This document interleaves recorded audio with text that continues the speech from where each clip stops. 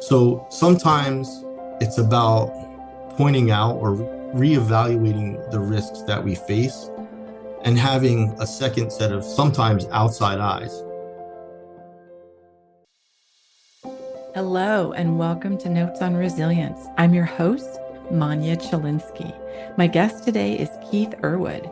He is the co-founder and CEO of the Erwood Group, and he's a leading authority on risk, business continuity, crisis management, disaster recovery, preparedness planning. And that is what we talked about. And we talked about also the importance of resilience and paying attention to your people. I hope you enjoy this conversation as much as I did. Keith, I'm so glad you could join me today. Thank you so much for being here. Thank you, Mani, for having me, and it's my pleasure to be here. To get us started, what would the title of a book about you be if your worst enemy wrote it? I know that you asked me that question, but I haven't taken a deep dive into it. But if my worst enemy wrote it, it'd probably be, "Oh, here he comes again." Oh, I love that. Oh, thanks. Um, why? Why would it be? Are you just persistent or what's the story behind that? A lot of persistence. I don't believe in quitting or giving up. And just life has a way of throwing things at you and just the need to bounce back. Ironically, someone else had asked me recently what would be my intro song, and I also said it would be Back in Black. So it Yes. kind of all fits together. Yes. Well, and before we hit record, you mentioned that you are used to just kind of jumping in with both feet and getting started, whether you sort of know what's going on or you need to figure it out on the fly. Yeah, and I've had my whole life has pretty much been and revolved around that, being thrown into the fire and even having bosses or higher ups just being like, we'll just throw Keith at it and he'll just figure it out. So kind of happens. You've got that reputation as the person who comes in and knows how to fix things. Well, which makes sense. You work in business continuity, crisis management, risk, all of those areas. It seems you are well qualified to be thinking about those kind of topics. It's kind of ironically like my life has come full circle. As a kid, my favorite thing in the world to do is when I lived in New York and we would go upstate New York every summer and go to the fair. And my first thing I would want to do is go to the Red Cross and Civil Defense tent and learn about disasters and how to protect against that. And I've my life has taken a huge amount of twists and turns, but now I kind of do that for a living. So it's interesting. I love that the Red Cross wanted was what you wanted to visit first. I thought you were going to say like go to the top of the Ferris wheel or something. I've never been into the Ferris wheels or a lot of rides. As a teenager, I spent a lot of time on it, but now I'm again a little more risk averse and I don't Yes. go on them. Yes, I'm glad I tried a couple of the really serious roller coasters when I was younger so that I don't ever have to do it again. Yeah, I'm right there with you. I just would rather not anymore. Exactly. So, Keith, everyone has had a moment in their lives that changes how they think about taking care of others or how they think about being a leader. What was one of those moments for you? I've had many. Honestly, when I look back at it, and it wasn't during the actual time frame that it occurred, I kind of feel like it while it was occurring, I never really had a chance to kind of just sit there and think about it. But for me, I think 9/11 and I was a really big one. And I know it's a big one for a lot of people. But because I worked for EMS at the time, I like, especially for the first, I would even say a couple months, I never really got to kind of step back and think about it. Like I was kind of just living in the moment, and I worked so much during that time frame, even like overtime, that when I did have time off, all I really did was sleep. So I never really got to kind of think about everything until several months in, really. But that had, like, obviously for a lot of people, it had a major impact on their life, but it also kind of refined where I wanted to focus. Right. And you had that experience that I think is so important as you work in things like crisis management and preparedness, that understanding of in the moment, you can't be thinking about the meta level. You're just thinking about doing what needs to be done to protect people, to recover, et cetera.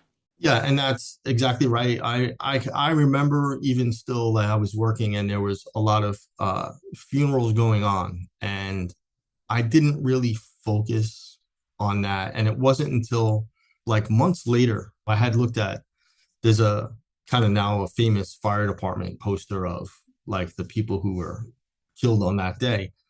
And I didn't even realize it until I actually looked at the poster of who I knew was on it that had passed away. And it was like months later. So that had like a major impact on me. And then I kind of really turned around and focused on, there were other things that happened that at the time I didn't focus on either, such as some of the small businesses that were impacted and actually went out of business. And there was a restaurant that actually took care of a lot of the first responders and fed them, but afterwards had to go out of business because they didn't have the funding to continue, or they didn't have the actual establishment to actually continue operating their business. So that made me kind of want to focus on small and mid-sized businesses and recovery for that. There's a huge long story there, but basically that's the gist of it. And that changed my focus on helping businesses after that. Wow, that's you're right. Sometimes those or often those smaller businesses they don't have the same kind of infrastructure as the larger businesses, and they probably don't get as much attention. But it's just as vital to the community that they're taking care of as well. Yeah, absolutely. So you've seen a lot of hard things happen in your own life, in your work and business continuity. You know, some people seem to find their footing faster than others. What is it that you think really helps people recover after something difficult? Well, that's a great question. And different people handle it differently. Some people are really good. They have coping mechanisms in place, some of them without even realizing it. And then others go through things and it could be a major event, right? Like a 9/11 or with what you went through, right? And then other times it could just be a personal trauma, or maybe even an uncomfortable situation or event happens to them, and they don't necessarily have the coping mechanisms and they don't deal with it as well. And that kind of has to be a learned process to kind of go through for some people. Right.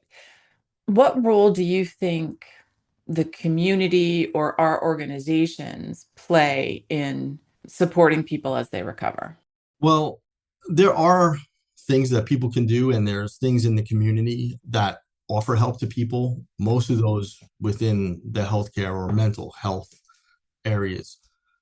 But I think that we could do a better job, because I don't think the average person, the individual, again, whether they're going through something that's a personal trauma or a major event that impacts a lot of people, that they don't really understand how to go about getting help that they need in many cases.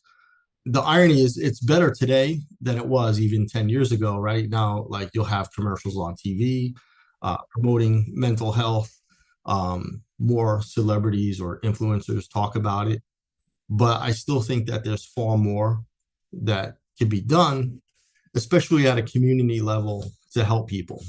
And at an organizational level, I do think that businesses in it, and again, they've gotten better at it, but unfortunately, many times it's not usually until a major event happens that you get the organizational or community support, because that's when people think, hey, we really need to support these people. But when it's an individual struggling and having issues, that's a whole nother ball game that's usually not really looked at as well. Right, right. Okay. From your perspective, working with organizations and businesses and helping them plan for or in the aftermath of crises, is there a question about resilience or healing that you think we're still not asking?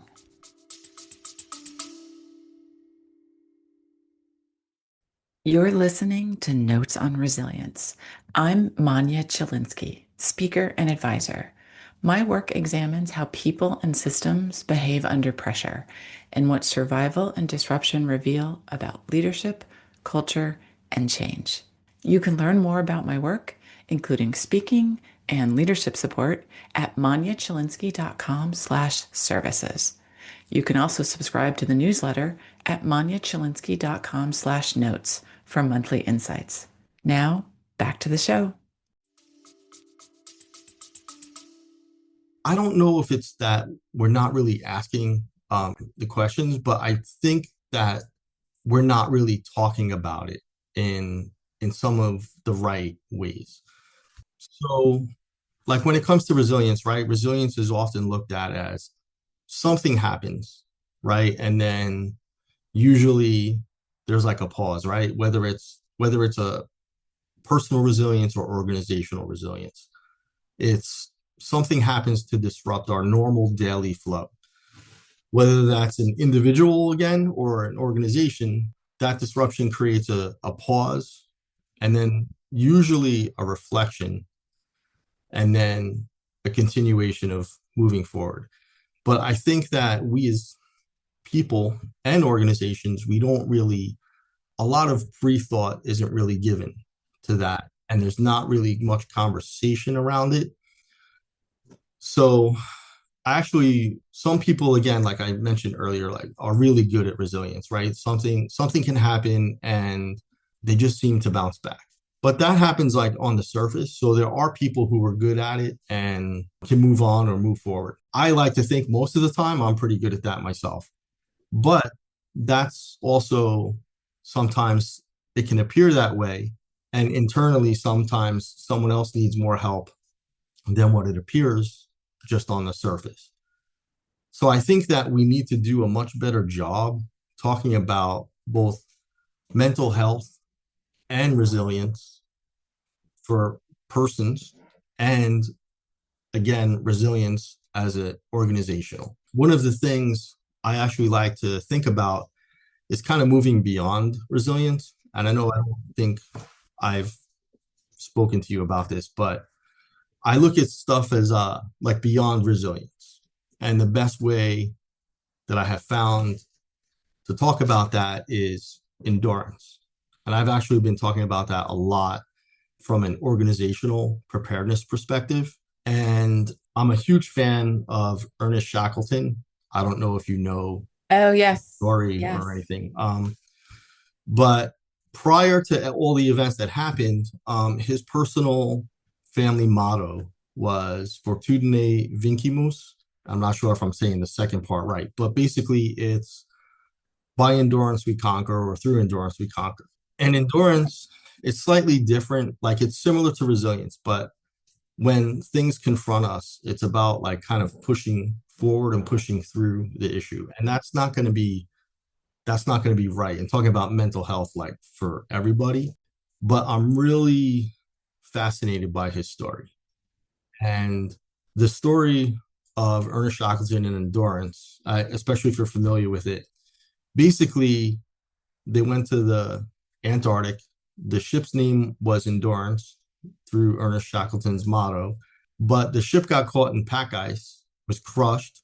I forget the exact number. I think it's including Ernest Shackleton, I think it's 27, but 27 men were trapped in the Antarctic for 633 days. And basically, it was bitter cold. They faced hurricane force winds, starvation, dehydration, and on top of that, they were chased by leopard seals. Oh So my they were gosh. stuck for almost 2 years. Yes, that's crazy. Yeah, and every single one of them survived. Yeah.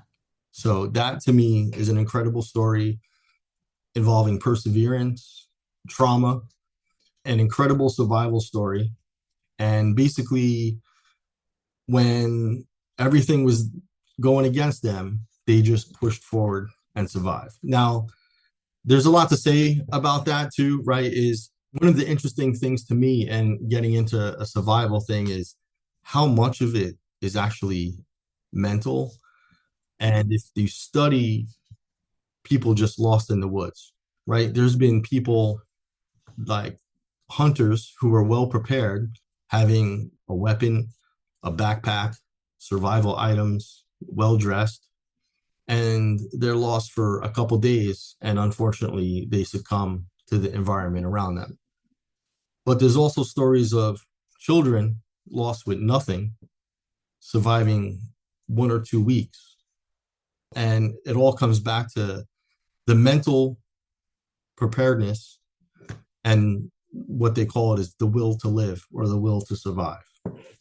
And I do think that us as human beings in general have a strong will to live and survive and to overcome. So I think that's actually one step in getting to resilience. When you talk about that, getting lost in the woods, it makes me think of the concept of survivor bias, which is we only have the stories of the people who survive. We necessarily have lost the stories of the people who didn't survive. And so we don't really know what the difference is. We can surmise and based on circumstances. I find that concept so interesting that we can only ever know the story from one side. Yeah, that is actually very true. And you're right that survivor bias is basically implicated there because we don't really know, right? Like what caused the people to succumb that did. So we don't really know. So I want to get back to something you said earlier. You mentioned that organizations and we who are part of organizations don't often give a lot of pre-thought. And I know when we think about preparedness and disaster preparedness, there are barriers. People don't necessarily want to think about something bad happening. And why do you think it's such a struggle to get people to plan ahead, to be ready when something, and here I'm thinking organizationally, I'm sure that we all personally are or aren't prepared for disasters, but I'm curious on the organizational level and some of the companies that you've worked with, like what are some of those barriers? Yeah, it's interesting. So I've worked with some companies too across various industries and then multiple companies within an industry.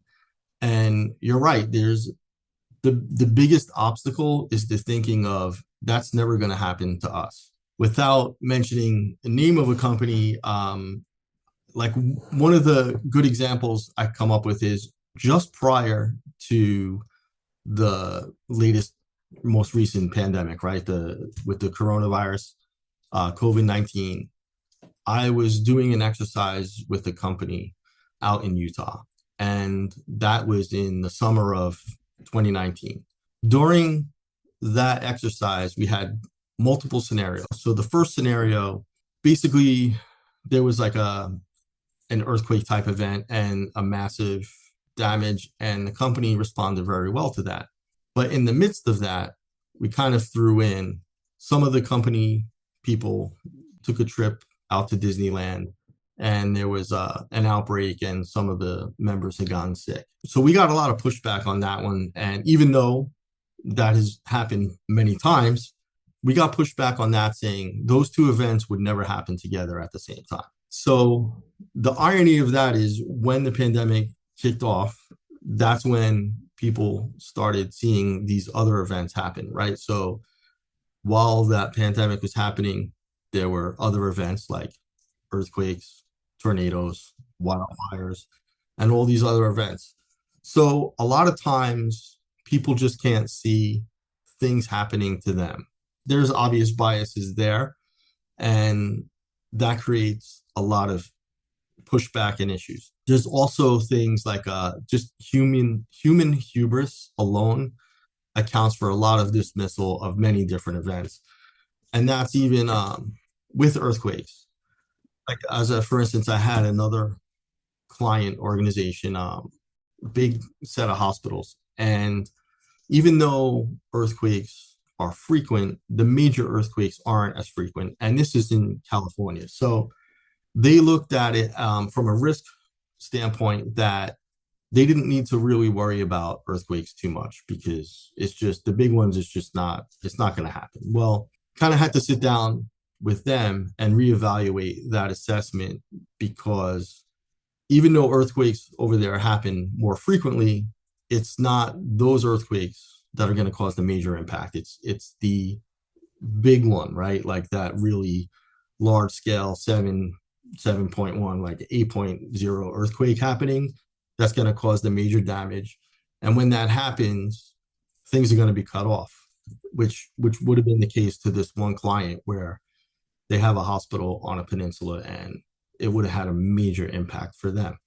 So sometimes it's about pointing out or reevaluating the risks that we face and having a second set of sometimes outside eyes. And that's also where I typically come in is there's a lot of bias in there. So we kind of run through an exercise or a risk assessment or an impact assessment on how it's actually going to impact the client as an organization. I would imagine, in addition to the general not wanting to think that something bad can happen because it's not a pleasant thing to think about, I would imagine that cost comes into this too, in terms of, well, if we have to design something for the worst possible case and that's not going to happen, or we don't want that to happen, we don't want to spend the money. That's true, but it's also something that I again I look at and we look at it in some unique ways. So one of the things that I do this different is we'll do what we call a financial impact analysis. And what we do is we look at it not from the perspective of we'll use that as a scenario, right? Like the big earthquake that might happen. But we don't look at just that as an impact scenario. We look at what's the financial impact if this service or this business process is unavailable. And that puts it in a different perspective where it's not just the earthquake that might cause it. It could be any number of things that might cause the same impact where a business process or a business application becomes unavailable. And that could be, something from a cyber event to a key person that has institutional knowledge that wasn't passed on being unavailable. Right. Okay. Okay. So you need to look at that full picture. Oh, interesting. So we're getting close to the end of our time. And when you think about the future and you think about disaster preparedness and business continuity, what is giving you hope? This is interesting because as from an organizational perspective, one of the things that's most often overlooked is the people. But from a recovery standpoint, from what usually makes a difference to organizations with their recovery is again their people. So when an organization prepares appropriately and includes their people and has plans specific to people and people recovery, including access to mental health. And one of the things like I recommend to them, especially if there's a big event, regardless of the type, is to have like mental health counselors available. And it's always the people who make the recovery possible. Right. Absolutely. Wonderful. Thank you for sharing that. Now, Keith, before we log off, can you please share with our listeners a little bit more about yourself and what you do and how they can reach you? Sure. And thank you for that. I'm Keith Erwood and the co-founder, along with my wife, of the Erwood Group, where we help organizations of all sizes prepare through business continuity, crisis management, and IT disaster recovery. Excellent. Thank you so much. I appreciate you sharing that. And thank you very much for joining me. I've really enjoyed our conversation. Me too. Thank you for having me. And thank you to our listeners for listening to this episode of Notes on Resilience. We will catch you next time. Thank you for listening to Notes on Resilience. I'm Manya Chilinsky, a speaker and advisor. My work focuses on how leaders support people through pressure and disruption. The show is edited by Neil Panji, and it's hosted on Buzzsprout. Subscribe to the podcast to stay connected and sign up for the newsletter at manyachilinsky.com/notes for monthly insights and updates.